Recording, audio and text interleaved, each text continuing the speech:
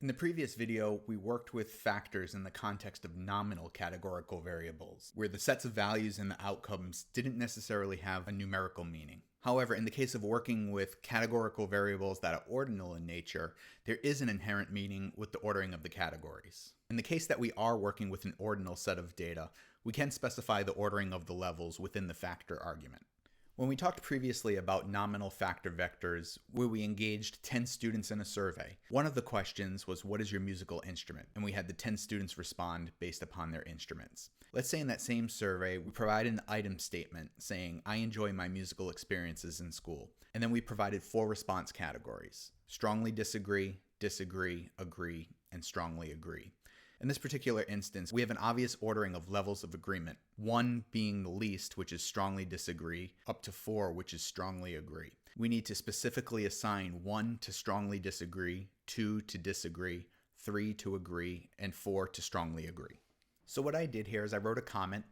This is a vector specifying the level of agreeability to an item statement. I enjoy my musical experiences in school. So what I did was I created an object, and I assigned to it a character vector with 10 elements, each matching the responses provided by the students.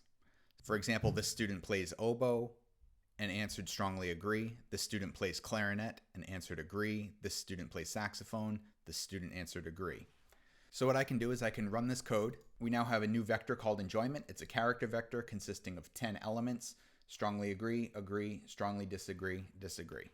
So now what we have to do is create a new vector where we explicitly define the ordering of the categories. So because this is important for the code, I'll come up here and do it in the code.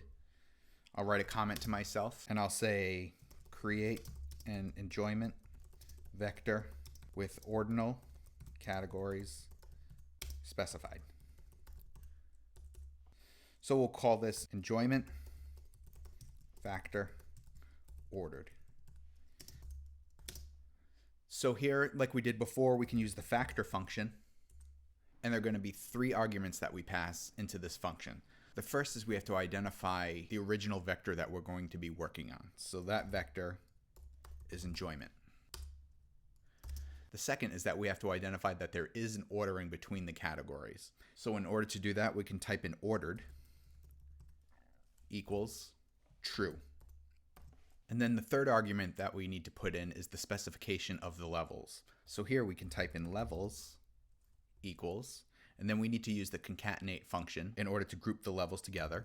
So yes, we're going to be using an argument within an argument. And the first level is strongly disagree.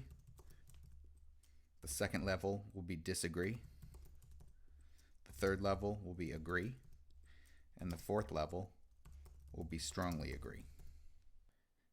Okay, I can run this code, and then we see that we have a new vector, enjoyment factored ordered. It says that it's an ordered factor with 4 levels, starting with strongly disagree. And now I can come down to the console. I can type in the new vector.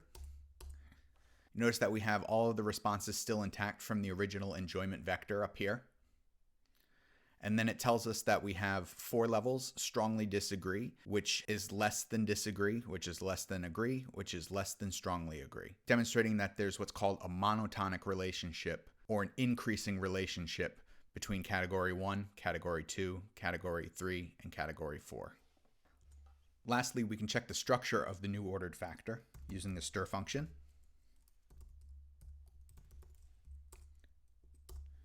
And this indicates to us the same thing that we see in the global environment, that it's an ordered factor with 4 levels, starting with strongly disagree.